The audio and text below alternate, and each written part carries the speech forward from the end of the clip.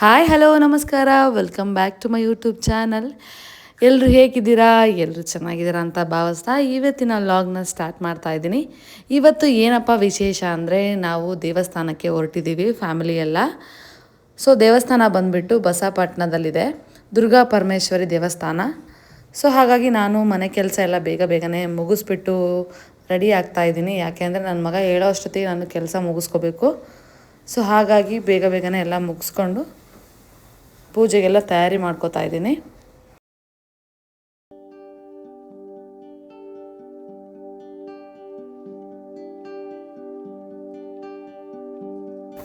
ನಾನು ಮನಿ ಪ್ಲ್ಯಾಂಟ್ನ ತಂದಿದ್ದೆ.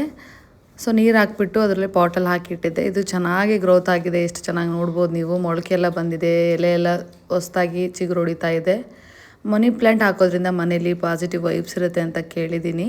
ಸೊ ಹಾಗಾಗಿ ನಾನು ಕೂಡ ಹಾಕಿದ್ದೀನಿ, ನೀವು ಕೂಡ ಹಾಕಿ ಮನೆಯಲ್ಲಿ ಅಂತ ಹೇಳ್ತಾ ನಾನು ದೇವರ ಸಾಮಾನುಗಳನ್ನೆಲ್ಲ ತೊಳೆದುಕೊಂಡು ದೇವ್ರ ಪೂಜೆಗೆಲ್ಲ ರೆಡಿ ಮಾಡ್ಕೋತಾ ಇದ್ದೀನಿ. ರೆಡಿ ಮಾಡ್ಕೊಂಡ ನಂತರ ನಾನು ಸ್ಯಾರಿ ಹಾಕ್ಕೊಂಡು ಬಂದು ದೇವ್ರ ದೀಪನ ಹಚ್ಚುತ್ತಾ ಇದ್ದೀನಿ.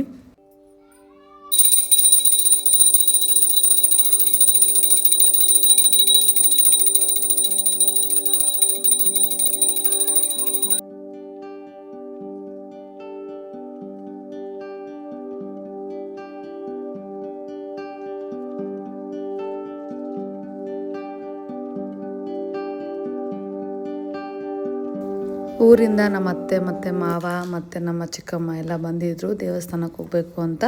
ಫ್ಯಾಮಿಲಿ ಸಮೇತ ದರ್ಶನ ಮಾಡೋದಲ್ವ, ಸೊ ಎಲ್ಲರೂ ಹೊರಟಿದ್ದೀವಿ. ನಮ್ಮ ಫ್ಯಾಮಿಲಿಯಲ್ಲಿ ನಮ್ಮ ಭಾವ ಮತ್ತು ನಮ್ಮ ಅಕ್ಕ ಮಿಸ್ ಆಗಿದ್ದಾರೆ. ಅವ್ರು ಇನ್ನೂ ಕೆಲಸ ಇತ್ತು ಅಂತ ಬರಲಿಲ್ಲ. ಕಾರ್ ಬರೋ ಅಷ್ಟೊತ್ತಿಗೆ ಲಗೇಜ್ ಎಲ್ಲ ಪ್ಯಾಕ್ ಮಾಡಿದ್ನೆಲ್ಲ ಕೆಳಗಿಟ್ಟು ಬರೋಣ ಅಂತ ಅಂದ್ಕೊಂಡ್ವಿ. ಯಾಕೆ ಅಂದರೆ ನಾವು ಫಸ್ಟ್ ಫ್ಲೋರಲ್ಲಿ ಇರೋದಲ್ವ, ಸೊ ಎಲ್ಲ ತೊಗೊಂಡ್ಬಿಟ್ಟು ಕೆಳಗಡೆ ಇಟ್ವಿ. ನನ್ನ ಮಕ್ಕಳು ಕೂಡ ಕೆಳಗಡೆ ಹೋಗಿ ತುಂಬಾ ಆಟ ಮಾಡ್ತಾಯಿದ್ರು. ಅವ್ರ ಅಜ್ಜಿ ತಾತ ಎಲ್ಲ ಬಂದುಬಿಟ್ಟಿದ್ದಾರಲ್ಲ, ಆಟ ಆಡೋಕ್ಕೆಲ್ಲ ಚೆನ್ನಾಗಾಗುತ್ತೆ ಅನ್ನೋಕ್ಕೋಸ್ಕರ ಕೆಳಗಡೆ ಹೋಗ್ಬಿಟ್ರು. ನಾವು ಕೂಡ ಕೆಳಗಡೆ ಹೋಗಿ ಸ್ವಲ್ಪ ಹೊತ್ತಾಗೆ ಮಾತಾಡ್ಕೊಂತ ಕೂತ್ವಿ, ನಾನು ಮತ್ತು ನಮ್ಮ ಚಿಕ್ಕಮ್ಮ. ನನ್ನ ಮಗ ನೋಡ್ರಿ ಎಷ್ಟು ಖುಷಿಯಾಗಿಬಿಟ್ಟಿದ್ದಾನೆ ಅಂತ. ಸೊ ಕಾರು ಕೂಡ ಬಂತು, ನಾವೆಲ್ಲ ಹತ್ತಿದ್ವಿ. ಮಳೆ ಮೋಡಾಗಿತ್ತು, ಮಳೆ ಬರ್ದಂಗಿದ್ರೆ ಸಾಕಪ್ಪ ಅಂತ ಅಂದ್ಕೊಂಡ್ಬಿಟ್ಟಿದ್ದೆ ನಾನಂತೂ. ದೇವ್ರ ದರ್ಶನ ಮಾಡಬೇಕು, ಹರಕೆ ಎಲ್ಲ ತೀರ್ಸೋದಿದೆ ಅಲ್ವಾ, ಹಾಗಾಗಿ ಅಡುಗೆ ಮಾಡೋದಕ್ಕೆಲ್ಲ ತೊಂದರೆ ಆಗುತ್ತೆ ಅಂತ.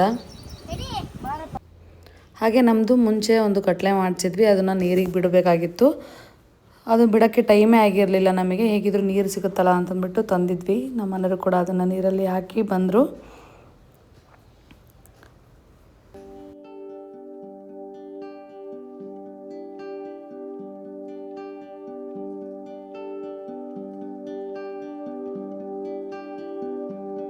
ಇನ್ನೇನು ಬಸವಪಟ್ಟಣಕ್ಕೆ ರೀಚ್ ಆದ್ವಿ. 1 ಕಿಲೋಮೀಟ್ರ್ ಇದೆ ಅಷ್ಟೇ ದೇವಸ್ಥಾನ. ನಾನು ಮನೆಯಿಂದನೇ ಎಲ್ಲ ಮಡ್ಲಕ್ಕಿ ಮತ್ತು ಕಾಯಣ್ಣು ಎಲ್ಲ ಜೋಡಿಸ್ಕೊಂಡು ಬಂದಿದ್ದೀನಿ. ಇಲ್ಲೇನು ನಾನು ತಗೊಳ್ಳೋ ಅವಶ್ಯಕತೆ ಇಲ್ಲ. ಸೊ ಹಾಗಾಗಿ ಡೈರೆಕ್ಟ್ ನಾವು ದೇವಸ್ಥಾನಕ್ಕೆ ಹೋಗ್ತಾ ಇದ್ದೀವಿ. ಇದು ದೇವಸ್ಥಾನ ಬಂದುಬಿಟ್ಟು ಗುಡ್ಡದ ಮೇಲಿದೆ.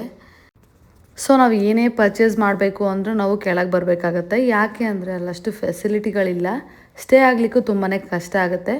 ಹಾಗಾಗಿ ನಾವೆಲ್ಲ ತಗೊಂಡ್ಬಿಟ್ಟು ರೆಡಿ ಮಾಡ್ಕೊಂಡು ಹೋಗೋದ್ರೆ ಬೆಸ್ಟು. ಯಾಕೆಂದರೆ ಮತ್ತೆ ನಾವು ಇಳಿಯೋದು, ಮತ್ತೆ ತರೋದು, ಹೋಗೋದು ಬರೋದು ಆಗುತ್ತೆ.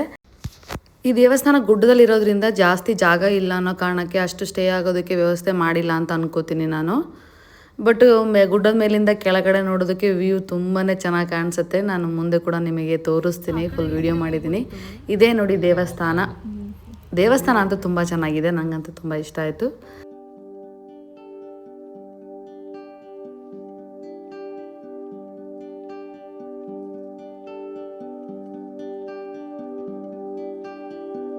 ದೇವಸ್ಥಾನಕ್ಕೇನೋ ಬಂದ್ವಿ. ನಾವು ಮಾಡಬೇಕಾಗಿರೋ ಮೊದಲನೇ ಕೆಲಸ ಏನು ಅಂದರೆ ದೇವರಿಗೆ ಎಡೆ ಕೊಡೋದು. ಸೊ ಹಾಗಾಗಿ ನಾವು ಪ್ಲೇಸ್ ಎಲ್ಲ ನೋಡ್ಕೊಂಡ್ವಿ. ಆಲ್ರೆಡಿ ತುಂಬ ಜನ ಆಗಿಬಿಟ್ಟಿದ್ರು, ನಮಗೊಂದು ಸ್ವಲ್ಪ ಜಾಗ ಸಿಕ್ತು. ನಮಗೆ ಇಲ್ಲಿ ದೊಡ್ಡ ಪ್ರಾಬ್ಲಮ್ ಆಗಿದ್ದೇನೆಂದರೆ, ನಾವು ಸ್ಟವ್ ಮತ್ತು ಸಿಲಿಂಡರ್ನ ತರದೇ ಇರೋದು. ನಾವು ಲಾಸ್ಟ್ ಟೈಮ್ ಬಂದಾಗ ಈಸಿಯಾಗಿ ಒಲೆಯಲ್ಲಿ ಅಡುಗೆ ಮಾಡಿಕೊಂಡು ಊಟ ಮಾಡ್ಕೊಂಡು ಹೋಗಿದ್ವಿ.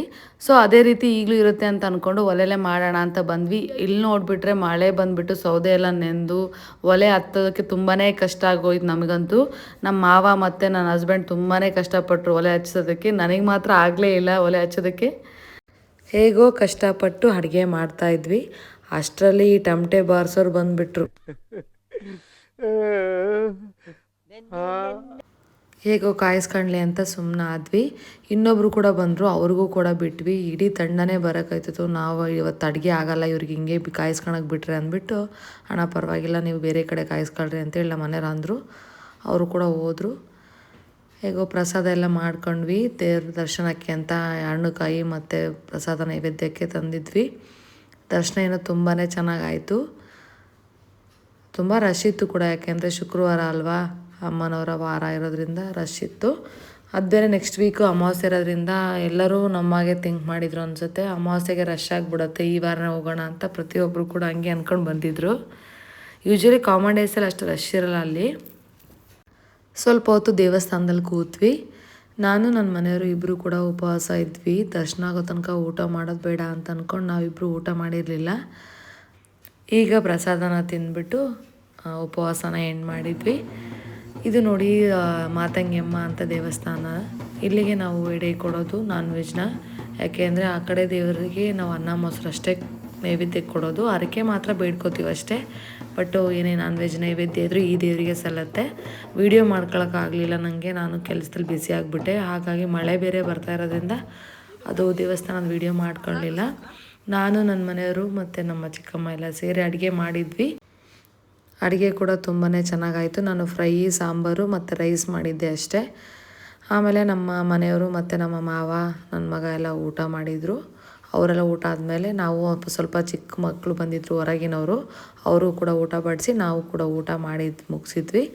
ಅಷ್ಟರಲ್ಲೇ ದೇವ್ರದ್ದು ಹೊರಗೆ ಮೆರವಣಿಗೆ ಬಂದಿತ್ತು. ಅದೇನೋ ಅಪ್ಪಣೆ ಕೇಳೋದಿರುತ್ತಂತೆ, ಶುಕ್ರವಾರ ಅಲ್ವಾ, ಸೊ ಹಾಗೆ ಜನ ಎಲ್ಲ ಸೇರಿದ್ರು. ಅದ್ರದ್ದು ಕೂಡ ದರ್ಶನ ಆಯಿತು. ನಮಗೂ ಖುಷಿ ಆಯಿತು. ಅದು ಆ್ಯಕ್ಚುಲಿ ಲಾಸ್ಟ್ ಟೈಮ್ ಬಂದಾಗ ಅದೆಲ್ಲ ನೋಡೋಕೆ ಅವಕಾಶ ಸಿಕ್ಕಿರಲಿಲ್ಲ. ಈ ಸರಿ ಒಂಥರ ಖುಷಿ ಅನ್ನಿಸ್ತು. ಚೆನ್ನಾಗಾಯಿತು ಎಲ್ಲದು ಕೂಡ ನಾವು ಅಂದ್ಕೊಂಡಾಗೆ. ಸ್ವಲ್ಪ ಮಳೆ ಬಂತು ಮತ್ತು ಒಲೆದು ಒಂದು ಸ್ವಲ್ಪ ಕಷ್ಟ ಆಯಿತು, ಬಟ್ ಆದ್ರೂ ಚೆನ್ನಾಗೇ ಆಯಿತು.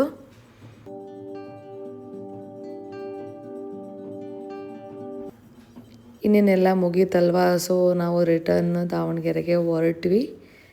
ಪ್ಯಾಕ್ ಎಲ್ಲ ಮಾಡ್ಕೊಂಡ್ವಿ. ಲಗೇಜ್ ತಂದಿದ್ವಲ್ಲ ಅದನ್ನೆಲ್ಲ ಜೋಡಿಸ್ಕೊಂಡು ಡಿಕ್ಕಿಯಲ್ಲಿ ಇಟ್ಬಿಟ್ಟು ಹೊರಟ್ವಿ. ಆ್ಯಕ್ಚುಲಿ ನಾವು ಬಿಡೋ ಅಷ್ಟರಲ್ಲಿ 5:15 ಆಗಿತ್ತು. 6 ಗಂಟೆ ಅಷ್ಟೊತ್ತಿಗೆ ಮನೆಗೆ ರೀಚ್ ಆಗ್ತೀವಿ ಅನಿಸುತ್ತೆ, ಯಾಕೆಂದರೆ 1 ಅವರ್ ಅಷ್ಟೇ ಅಲ್ವಾ ಜರ್ನಿ. ಹೀಗೆ ಮಾತಾಡಿಕೊಂಡು ಬಂದ್ವಿ. ಕೊನೆಗೂ ಮನೆಗೆ ರೀಚ್ ಆದ್ವಿ. ಈ ಲಾಗ್ ನಿಮಗೆ ಇಷ್ಟ ಆಗಿರುತ್ತೆ ಅಂತ ಅಂದ್ಕೊತೀನಿ. ಇಷ್ಟ ಆಗಿದರೆ ಲೈಕ್ ಮಾಡಿ, ಕಮೆಂಟ್ ಮಾಡಿ, ಶೇರ್ ಮಾಡಿ ಅಂತ ಹೇಳ್ತಾ ಇವತ್ತಿನ ಈ ಲಾಗ್ನ ಮುಗಿಸ್ತಾ ಇದ್ದೀನಿ. Thank you for watching.